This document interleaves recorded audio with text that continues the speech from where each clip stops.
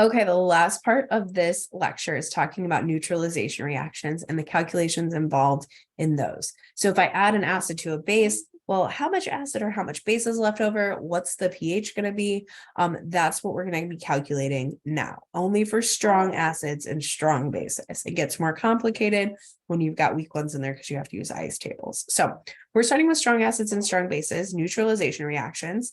This is the same thing that happens in titrations. So these problems might be asking, well, what is the pH after this is titrated with this? So you might see the term titration. You might see the term neutralization. You should know if you're adding an acid to a base, it's a neutralization. So those are all ways to identify these types of reactions. Okay, so we're going to look at a strong acid that's titrated with a base, a strong base. Okay, remember we're sticking with strong right now. The net ionic equation for that would just be an H plus with an OH minus making water. Now you can also write, yes, it's the same thing as H3O plus OH minus making two waters, but it doesn't matter. I digress. Okay, so I'm going to stick with H plus just because it's a little bit easier. Okay, we are going to make what's called a BCA table. That's what I will call it for the remainder of the semester. This means a before, change, and after table. This is different than an ice table. Ice tables are for equilibriums. Before, change, after tables are for stoichiometry. Okay, so you can actually do these for any stoichiometry problem. We just really didn't do it much before because we didn't need to know how much stuff was left over. But to determine pH or pOH, we do have to know how much stuff is left over. So we are going to be using a before, change, after table. Okay, so anytime you do stoichiometry, especially with like acid-base titrations and things, you're going to need to do a BCA table. It's set up similarly to an ice table, except it can only be in moles. All right, so this is what we're going to do when we have titrations or neutralization reactions. Okay, you are going to make a BCA table, and you're going to have to use like your mole ratio and everything. So this is going to be important. So it says, what is the pH of a solution when I add, I'm going to skip all the numbers. Okay, for right now, we'll break those down in a minute. HCl to sodium hydroxide. I should be like, oh, that's a neutralization reaction. Well, I want to know the pH after I added them together. So they're going to neutralize each other some. And then one of them is probably going to be a limiting reactant.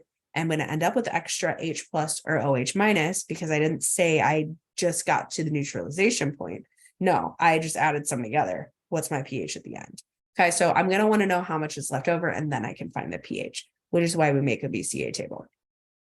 Okay, so I'm going to show you your BCA table. This is for almost any acid-base reaction, especially any strong acid-base reaction. Okay, you use your net ionic equation, H plus OH minus makes, remember, this is not an equilibrium arrow. This is neutralization.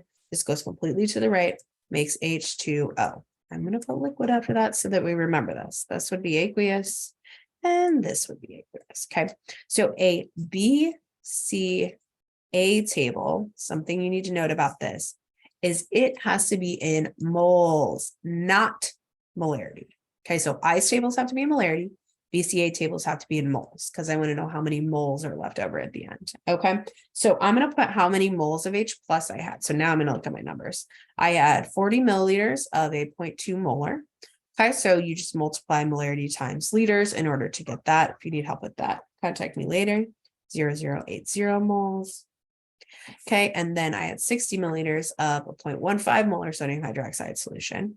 So those multiplied, I get 0.0090 moles. Okay, and notice this is a 1-to-1. The good thing about acid-base reactions is this is always going to be a 1-to-1 ratio. Okay, now the water, I mean, it's in water, so this really doesn't matter because you're just going to make extra water. So we're going to kind of ignore the water, but you should be able to look at this and be like, well, I'm definitely going to run out of this first, and I should have some extra OH minus because it's a 1-to-1 ratio. So I'm going to have some OH minus left over. So you might not need to write out this whole table, but for calculation purposes, I am going to. So the change row works exactly like the ones in ice tables. You would be like, okay, this is going to decrease, this is going to decrease, I'm going to make water, but again, I don't care about the concentration of water. I just want to know what's left over. And then my after table is them added together. So it's 0.0080 minus X and 0.0090 minus X. Now, again, this is really easy to figure out which one's going to be my limiting reactant. It's going to be the hydrogen because I need a 1-to-1 ratio. But what you're going to do is then you're going to set that equal to 0 and then solve for X. So X is 0.0080 because I'm going to have none of that left over. So then I plug X in here. So I'm going to do 0.0090 minus 0.0080 equals 0.0010. So this is how many moles of OH minus then is left over. All right.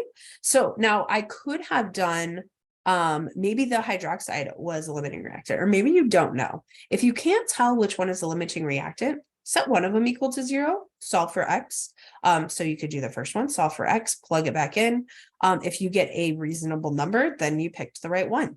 If you picked the wrong one, you're going to end up with a negative moles, and you can't have negative moles. So like if I had accidentally set OH minus equal to 0 first and solved, I would have gotten negative moles over here, and that means you picked the wrong one. Okay, so I picked H plus as my limiting reactant because that was obvious to me, but if it's not, just try one. If you end up with a negative number, you did the wrong one. Okay, so I have this many moles of hydroxide left over. So now I can actually find my POH. Okay, I have 0.0010 moles. Now I do need concentration. I have to do the concentration of OH minus. So I need to put it over my liters. Now I added these things together. So my new liters is 40 milliliters and 60 milliliters. So my new liters in this new solution is 100 milliliters, so 0.100 liters. So that molarity is pretty easy, actually. I have, what is that, 0.01? Yes, 0.126 molar OH minus. So my POH is just taking the negative log of that, which is 0.010. So that is going to be 2.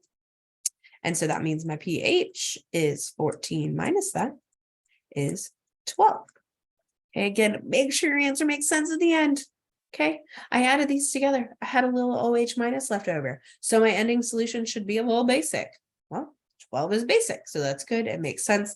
And that did actually work. Okay, so anytime you do neutralization, you're going to have to do BCA table, figure out how much is left over. All right, so good luck with the practice and let me know if you have any questions.